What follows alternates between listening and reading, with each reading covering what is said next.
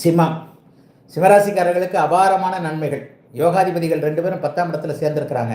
பட்டம் பதவி போன்றவைகள் வரக்கூடிய அமைப்புகள் கண்டிப்பாக சிம்மராசிக்காரர்களுக்கு உண்டு. பட்டம் பதவினா என்ன?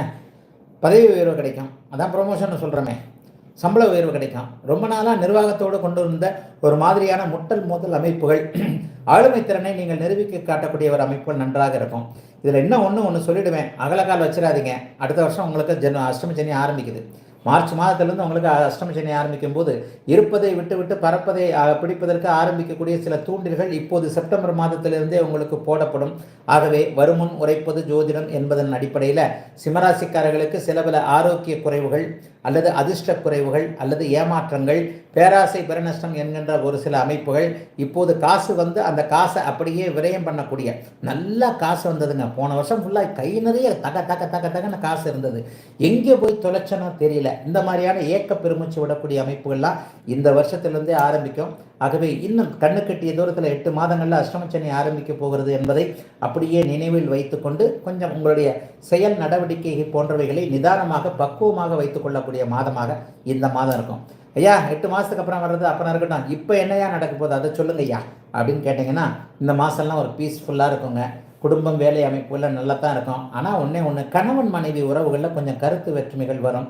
யாராவது ஒருத்தர் எதையாவது ஒன்று தூக்கி போடுவாங்க. ஒரு சில சந்தேகங்கள், பிள்ளை இப்படி பண்ணுறானோ அப்படி பண்ணுறானோ, பருவ வயது பிள்ளைகள் மேலே கொஞ்சம் சந்தேகங்கள் வரும். குடும்பத்திலேயே ஒரு நிலைமையில் வீட்டுக்குள்ளே போகிறதுக்கு ஒரு சங்கடமான சூழ்நிலைகள் பெரும்பாலான சிம்மராசிக்காரர்களுக்கு உண்டு. நைன்னு சொந்தக்காரங்க இதை செஞ்சு கொடு அதை செஞ்சு கொடுன்னு எதையாவது ஒன்று சொல்கிறது, அல்லது வேலை அமைப்புகளில் நைட் ஷிஃப்ட் போகிறது, அப்படி போகிறது இப்படி போகிறதுன்னு ஆரோக்கியத்தை லேசாக பாதிக்கக்கூடிய அமைப்புகள்லாம் இப்போது இருக்கின்ற சில பல அமைப்புகள் இருக்கின்றன. ஆனாலும் ராசிநாதன் 11ஆம் இடத்துல வலுவாக இருக்கிறார்.